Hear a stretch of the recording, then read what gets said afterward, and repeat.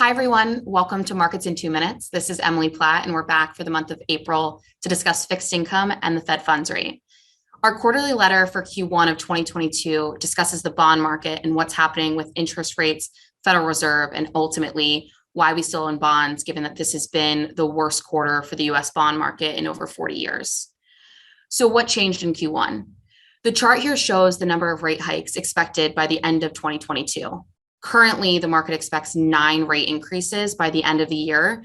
And by mid 2023, the market is pricing in 13 hikes with a Fed funds rate of 3 to 3.5%.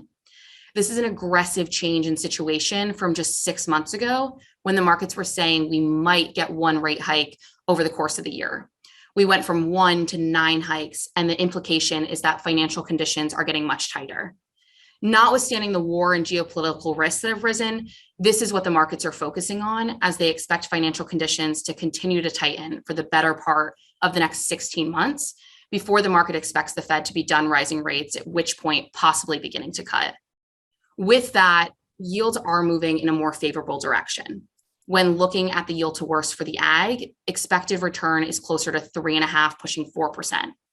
Outside of the quick blip at the start of COVID, we really haven't seen yields this high since the early 2010s. This is a positive real return, which is nice to see from where we were 18 months ago. As we noted in the Q1 commentary, we own bonds to generate income and to serve as a ballast during significant equity market dislocations. Given our clients and their long-term investment horizons, we're actually happy to see yields on the rise. This sets bonds up again to provide a source of income and diversification during the next big equity market sell-off. With that, thank you for joining us for April's Market in 2 Minutes, and do not hesitate to reach out with any questions.